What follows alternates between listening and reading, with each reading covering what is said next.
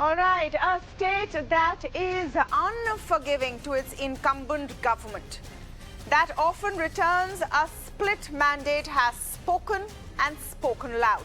The Karnataka election captured the imagination of the nation, not just because it's one of the first big election battles this calendar year ahead of a general election, but also because it pits the BJP and the Congress head on. And in this fight, the Congress has emerged victorious. No ifs, no buts, but unequivocally the winner.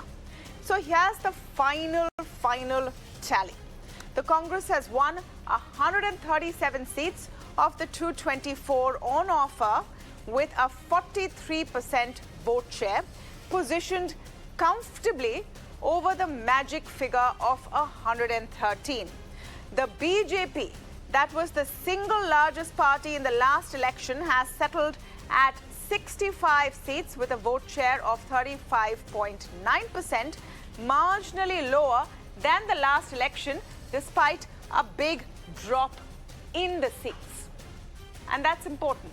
The JDS, meanwhile, often positioned as a kingmaker, was the biggest loser, settling at 19 seats and a loss of 5% in votes. But there is a bigger picture to the election. Here are some of the key takeaways of what this means. So the Congress now gets its first government in the South since the last 10 years. They had last a full majority government in Karnataka in 2013, and Siddaramaiah was the chief minister. But this is also the biggest mandate in Karnataka to any party in more than 3 decades. Secondly, the BJP's southern gateway closed. And that's important because if the Congress has, made its headway into the south, the BJP's southern gateway has closed. They've had a rocky history in Karnataka. It has been a strong contender in the state for decades, but managed to form the government in 2008 and 18, though it has not crossed the magic figure on its own even once. This is an important state for the BJP. It sends 28 MPs to the Lok Sabha, and the BJP will have to fight its way back to power. For the Congress, of course, on the wane since 2014, the win in Karnataka will bring back a spring in its step. It bolsters the party in an important year full of big elections. Later this year, the Congress goes into a head-to-head fight with the BJP in MP, Rajasthan and Chhattisgarh, while it will take on the BRS in Telangana. The party is already giving some of the credit to the Bharat Jodo Yatra and Rahul Gandhi. Let's listen in to some of the Congress reactions that came in today. According to you, what was the reason about the performance which the BJP has done in these assembly elections? See, there are multi-factors, not one single factor. We are going to analyze it very fast. One thing I can tell you that Congress started up very early, and they had that early start advantage. That much I can tell you now. So any changes will be made in BJP regarding this performance which the BJP has done, or you will be preparing for 2024 elections? No. Whatever decision is to be done, it will be taken by the Central Party President and the Honorable Prime Minister and Home Minister. However, we will find the fault lines, we will improve upon them, we will reorganize and come back in Parliament election. Victory and defeat are not new to Bharatiya Janata Party. Started with only 2 seats. BJP has grown to form the government in the state on its own strength. Party workers need not to be panicked by these results. Although the BJP government, under the leadership of the popular Prime Minister Shri Narendra Modi ji, has given a pro-development administration in the state, we have lost the election. We will introspect about the party's setback. We will give all cooperation for the development of the state. I respectfully accept this verdict of the people of the state. I want to thank the voters of the Karnataka state. ಈ ಒಂದು ತೀರ್ಪನ್ನು ಸ್ವೀಕರಿಸಿ ಇನ್ನೂ ಉತ್ತಮವಾಗಿ ನಮ್ಮ ಪಕ್ಷವನ್ನು ಸಂಘಟನೆಯನ್ನು ಮಾಡಿ ಭಾಳ ಪ್ರಬಲವಾಗಿ ಇನ್ನೂ ಜನಪರವಾಗಿ ಕೆಲಸವನ್ನು ಮಾಡ್ತೀವಿ. ನಮ್ಮೆಲ್ಲರ ನೆಚ್ಚಿನ ಪ್ರಧಾನಮಂತ್ರಿಗಳಾದಂಥ ನರೇಂದ್ರ ಮೋದಿ ಅವರಿಗೆ ಗೌರವ ತರೋ ರೀತಿಯಲ್ಲಿ 2024ರಲ್ಲಿ ಲೋಕಸಭಾ ಚುನಾವಣೆಯಲ್ಲೂ 28ಕ್ಕೆ 28 ಕ್ಷೇತ್ರವನ್ನು ಗೆಲ್ಲುವಂಥ ಪ್ರಯತ್ನಕ್ಕೆ ನಾವು ಜನಪರವಾಗಿ ಮಾಡಿದ್ದೀವಿ.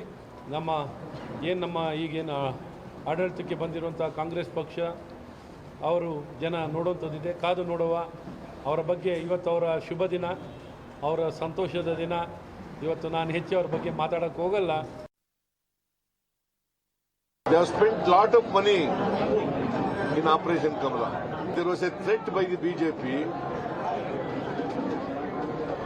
to the secular fabric of the state. Rahul Gandhi ji, Priyanka Gandhi ji, Mallikarjun Kharge ji, they also campaigned Congress party aggressively. 40 ವರ್ಷದ ರಾಜಕಾರಣದಲ್ಲಿ ಒಂದು ಐತಿಹಾಸಿಕವಾದಂಥ ದಿನ. ನಾನು ಈ ದಿನನ ಮತ್ತು ನೀವು ಕೊಟ್ಟಂತ ಪ್ರೀತಿ ಅಭಿಮಾನನ ನಾವು ಯಾರು ಮರೀಲಿಕ್ಕೆ ಸಾಧ್ಯ ಇಲ್ಲ. ಈ ಜಯ ನನ್ನ ಜಯ ಅಲ್ಲ, ಈ ಜಯ ರಾಮನಗರ ಜಿಲ್ಲೆಯ मतदारರ ಜಯ. कर्नाटक के चुनाव में एक तरफ क्रोनी कैपिटल्स की ताकत थी, दूसरी तरफ गरीब जनता की शक्ति थी, और शक्ति ने ताकत को हरा दिया. और यही हर स्टेट में होगा. कांग्रेस पार्टी कर्नाटक में गरीबों के साथ खड़ी हुई, हम गरीबों के मुद्दों पर लड़े. और मुझे सबसे अच्छी बात यह लगी कि हमने नफरत से, गलत शब्दों से ये लड़ाई नहीं लड़ी. कर्नाटक में नफरत की बाजार बंद हुई है, मोहब्बत की दुकानें खुली हैं. Okay, so that's the dialogue from Rahul Gandhi. Nafrat ki bazaar band hui hai, mohabbat ki dukanein khuli hai. Well, whether that's the case or not will have to be seen, because there's going to be a string of elections this year. But I just want to take you through the numbers once again and why that has been quite dramatic. Because, like I said, this is a state which hasn't had such a high tally in over 34 years. 137 for the Congress, the BJP at 65, and look at the JDS. The JDS reduced to 19. So a party which puts itself in a situation of a kingmaker, now finding itself quite irrelevant in this picture. So what are the lessons coming in from this entire situation? It's also the kind of election that was fought on both sides, and there are lessons of what works perhaps and what doesn't work in the state of Karnataka. One can't say that this is the same formula that will work everywhere. So for example, for the BJP, it also shows that perhaps Operation Kamala has boomeranged. Karnataka has been the laboratory of the BJP's Operation Kamala. And before the full numbers today, another round of this was widely expected.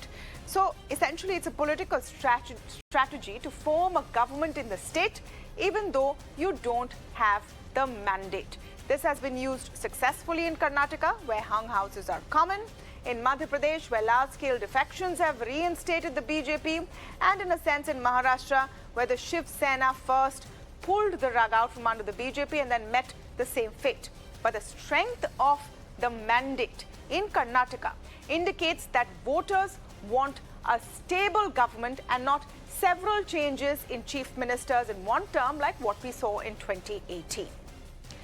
The other important takeaway is that Congress's pitch as a lead opposition party now strengthens. Look at some of the responses that have come in from various state leaders across the board, who have come out and seen this win as their own, whether it's, Uddhav Thackeray in Maharashtra, whether it is Mr. Stalin in Tamil Nadu, whether it is Akhilesh Yadav, SP chief. All of them have come out and said, even Telangana Minister K.T. Ramarao, all of them have come and said that there is a bigger picture, that the BJP has been vanquished in this. So is this going to be, in a sense, the Congress's chance to cement its position as a leader of the opposition parties altogether? But last but not least, the BJP will need more than Bajrang Bali's ball to sail through tough contests. This election saw a host of issues like whether girl students should wear hijab, to how loud azan is, and the slashing of Muslim quotas coming to the forefront. The mandate seems to suggest that voters want real issues to be highlighted. Karnataka के अवाम को मुबारक करता हूँ कि उन्होंने नफरत की सियासत को ठुकरा दिया और मोहब्बत की सियासत को अपनाया है। मैं समझता हूँ कि आज कांग्रेस का हर एक वर्कर जो है, छोटे से छोटा क्यों ना हो, मैं उसको मुबारक करता हूँ। All right, let's go across now to Abhishek Manu Singhvi, our first guest this evening. He is three-time Member of Parliament, CWC member, senior advocate in the Supreme Court, and chairman of the Standing Committee on Commerce. Dr. Singhvi, welcome. Thank you so much for speaking with us this evening on Beyond the Headline, on what I'm sure has been a very, very long day, but an important day. We tried to list out some of the larger implications of this election, but is one of them also lessons learned from previous elections for the Congress party, where infighting within the state ranks seemed to torpedo possible gains, where a focus on Prime Minister Modi and attacking him seemed to torpedo possible gains. These are some of the landmines your party seemed to have avoided this time round. So it's nice to see that even on a day of joy and victory, even in the positives you've listed in our favor, your question is a negative one. The question is put in a negative frame, though you are listing our positive achievements. Let me tell you, excuse me, let me tell you that the synergy, the collectivity, the enthusiasm, the energy with which you fought this election, the organization with which you fought this election has been superb. And don't forget that we are fighting with fractional resources. Possibly the amount spent on the rose petals for the road shows of the Honorable Prime Minister would exceed a large part or proportion of the entire expenditure for an ordinary Congress candidate's MLA constituency. Here is therefore a very special victory, a victory in the face of blatant, crude, egregious invocation of divisive symbols, communal symbols, religious symbols. I have never, in several elections which I have witnessed, seen this kind of invocation at the beginning of a speech, directly and totally religious and divisive. And with the Election Commission supine, sending notices which are tilting at windmills as far as Congress is concerned, sending no notices to Prime Minister Modi or Mr. Amit Shah. I think above all, the electorate of Karnataka deserves huge congratulations and huge patting on the back for having withstood such an onslaught of divisiveness. So it's a very special election. And let's not minimize it by saying that we avoided pitfalls. I think all the lessons to be learned from this election are the lessons to be learned by the BJP, not by us. So, Dr. Singhvi, to be fair, I've spent the first 7-8 minutes listing out why this is such a big election and why it's so important for the Congress party. Journalistically, it's important that I start by asking you something perhaps that you don't, want to gush and fawn over. There's no doubt this is a big victory. Those who like it and those who don't like it have to look at that figure of 137. There's no question mark there. In a state which often gives back a split mandate, which is why we're talking about the bigger picture. Was this the local leadership? Was this the Bharat Jodo Yatra? What do you see as the deciding factor? In such elections, there is no single deciding factor, but all combine in a sweet moment and a sweet sauce to get the result. But if you were to ask me for the predominant factors, first and foremost, certainly was the fact that we stuck to issues which matter for the public, for the ordinary man. Second, we did not fall, except to some extent you have to retort, for the repeatedly divisive agendas set as traps by the BJP. Thirdly, the Bharat Jodo Yatra has had a huge impact, especially in the south where it started. It is clearly something which has had an impact. Fourthly, see the rallies of Rahul Gandhi, see the rallies of Priyanka Gandhi. There is an obvious clear, not a superficial, not a casual, common touch. There is no pomp and show. There is a cycle, or there is a motorcycle, or there is a chai wala shop, or there is a roadside stall, there is a sitting at the table, there is a talk with the common man. What kind of a common man was the Prime Minister with such pomp and show, and Mr. Amit Shah with equal pomp and show, parading down the streets in rallies? I think that contrast also contributed.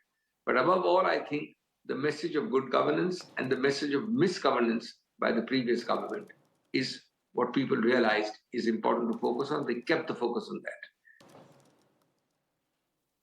You know, soon after the results started coming out and it became clear you're winning, there was a series of comments made by all of the leaders, the senior Congress leaders in Karnataka, and former Chief Minister Siddaramaiah, in one of his comments said that now it's clear that Rahul Gandhi will be the next Prime Minister. I want to ask you, Dr. Singhvi, is it prudent to link these very, very good results, undoubtedly, to what could happen in 2024? Well, certainly there's a euphoria, and certainly Rahul Gandhi is the candidate as far as the Congress is concerned. But I don't think Mr. Siddaramaiah spoke anything other than just euphorically, and I don't think he was meaning that this is the prime ministerial candidate for everyone, because there has been no discussion on that yet. Certainly he is the prime ministerial candidate for the Congress. Now, I believe that the need of the hour is to work towards a situation where you have, as far as possible, in the maximum number of constituencies, a single person standing against the BJP NDA candidate. That can happen in a very large number of constituencies. And that is what we should work towards. Issues like prime ministerships for other parties is not something which is the priority, in my opinion, at this moment. Issues about prime ministership can be all easily sorted out based on numbers later on. But today, yes, each individual party has a candidate in mind. The Congress candidate is clear, but that is not to impose or get into these issues at the moment. At the moment, the issue is how do you synergize, first of all, state-wise, and then seat-wise? How do you synergize this coordination? Just one last point, Dr. Singhvi, and this is something that analysts have also been pointing out. Those in the BJP have also been pointing out today that if you look at vote shares compared to 2018, it's not like the BJP has lost a vote share massively. It's about a percentage and a half at best. The Congress has gained, of course, undoubtedly, but it's the JDS that has shrunk the most. And the argument is that the Congress has actually gained at JDS's expense rather than the BJP having lost the popular vote in Karnataka. What would be your response to that? See, first and foremost, even assuming that to be true, although of course the BJP has lost vote share, I think the BJP is nowhere near our vote share after having ousted the JDS from its earlier position. So that means the BJP will be always relegated far, far behind. The gap between the vote shares of the Congress now and then is very large. So it doesn't matter where we have got it from, although there has been a diminution. Secondly, I think not many tears are being shed or will be shed, possibly for the beginning of the end of the JDS altogether. This could well be the beginning of the end of the JDS, whether it happens after 24 or after the next Karnataka elections in 28. That's a matter of time, but this could be the beginning of the end, and not many tears are going to be shed for what has been seen as a party which tends to be opportunistic and gets benefits out of divisions. Thirdly, I think and this is being underestimated, the electorate has given a more decisive verdict. They have consciously and deliberately given a decisive verdict. I have myself been privy twice, not once, not only to the midnight hearing in the Supreme Court, but a second time around. Karnataka has always become this laboratory of experimentation with Operation Kamal starting the moment there is a slightly close majority or a three-way figure. I think the people have realized the antics of both the last times when this was tried, despite court intervention, which set much of it right. People don't like this nefarious negative activity by the BJP, in which it has earned a PhD. and can open a university to teach other people how to make governments without mandates. So this is another reason for a very decisive and clear verdict. All right. Thank you so much, Dr. Abhishek Manu Singhvi.